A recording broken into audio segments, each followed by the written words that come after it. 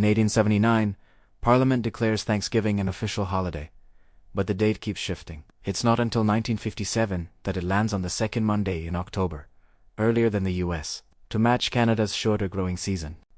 Happy Thanksgiving, Canada.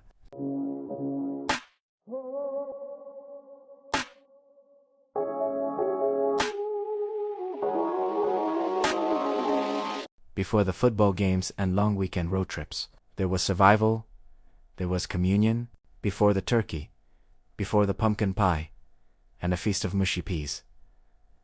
This is not the American story. This is Canada's Thanksgiving, and it's older, colder, and far more complicated. It's 1578.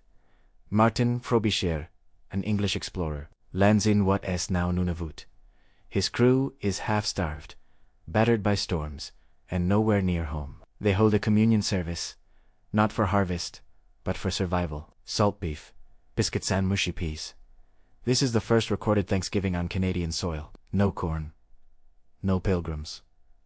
Just frostbite and faith. This wasn't a national holiday.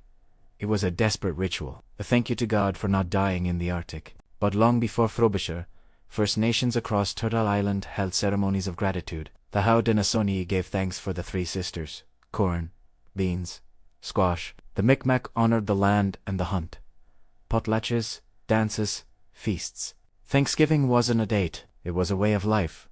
These ceremonies weren't about survival. They were about balance, reciprocity, respect, and they were violently disrupted by colonialism. In 1606, Samuel de Champlain and his crew are stuck in Port Royal, Nova Scotia.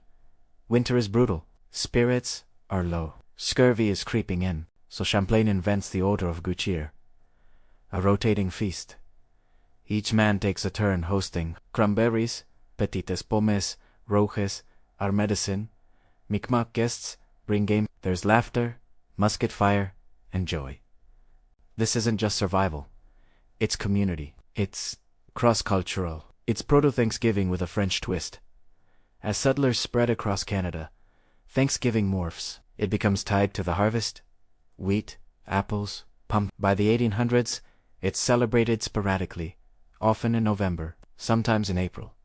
It's used to mark victories, royal birthdays, even the end of wars. In 1879, Parliament declares Thanksgiving an official holiday, but the date keeps shifting. It's not until 1957 that it lands on the second Monday in October, earlier than the US, to match Canada's shorter growing season. Today, Canadian Thanksgiving is cozy, quiet, less commercial. It's turkey, stuffing, butter tarts. It's football, fall leaves, and shutting down the cottage. It's family, chosen or biological. It's gratitude, not for conquest, but for connection. But it's also layered, complex. Because beneath the gravy and pie is a legacy of colonialism, resilience, and Canadian Thanksgiving lives in the shadow of its louder, flashier American cousin. No Black Friday, no Macy's parade, no presidential turkey pardon. But maybe that's the point. Canada's version is older, more fragmented, less myth. It's not about pilgrims. It's about survival, ceremony, and a slow, quiet gratitude. So what do we do with this legacy? We remember the mushy peas, the salt beef, the communion on deck. We honor the indigenous ceremonies that predate the nation. We celebrate the Order of Good Cheer, and we question the stories we've inherited.